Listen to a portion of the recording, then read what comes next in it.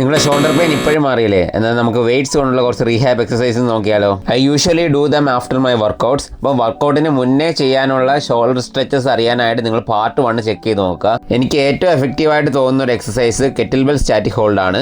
ആദ്യം നിങ്ങൾ Smith machine ഇതേപോലെ ഷോൾഡറിന് തൊട്ട് താരെ അഡ്ജസ്റ്റ് ചെയ്തിട്ട് ഒരു കെറ്റിൽ ബെൽ എടുക്കുക, എന്നിട്ട് 1 arm ഓവർ ദ ബാർ വെക്കുക, എന്നിട്ട് ഇതേപോലെ സ്റ്റാറ്റിക് ഹോൾഡ് ചെയ്യുക ഫോർ അറ്റ്ലീസ്റ്റ് 20 seconds. ഇതിന്റെ ബോഡി പൊസിഷൻ ചെയ്യുമ്പോഴത്തേന് നിങ്ങൾ നോർമൽ നേരെ നിൽക്കാതെ ആ സ്ട്രെച്ച് ചെയ്യുന്ന സൈഡിലോട്ടൊന്ന് ലീൻ ചെയ്ത് നിൽക്കുക.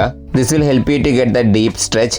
അടുത്ത 2 സ്ട്രെച്ചസും നമ്മൾ ചെയ്യുന്നത് കേബിളിലാണ്. അതിനായിട്ട് നമുക്ക് കേബിൾ എൽബോ ഹൈറ്റ് സെറ്റ് ചെയ്യാം. എന്നിട്ട് ഏറ്റവും ലോവസ്റ്റ് വെയിറ്റിൽ ഇട്ടിട്ട് ആദ്യം നമ്മൾ ചെയ്യുന്നത് എക്സ്റ്റേണൽ റൊട്ടേഷൻ ആണ്. ഇത് 2 സൈഡ് ഒരു 8 to 10 reps ചെയ്യുക. എപ്പോഴും സ്ലോ ആൻഡ് കൺട്രോൾഡ് റെപ്സ് ചെയ്യാൻ നിങ്ങൾ പ്രത്യേകം ശ്രദ്ധിക്കണം കേട്ടോ. ഇതേപോലെ തന്നെ അടുത്തത് ഇന്റേണൽ റൊട്ടേഷൻ ചെയ്യുക. അതും ബോത്ത് സൈഡ്സ് 8 to 10 reps ചെയ്യുക.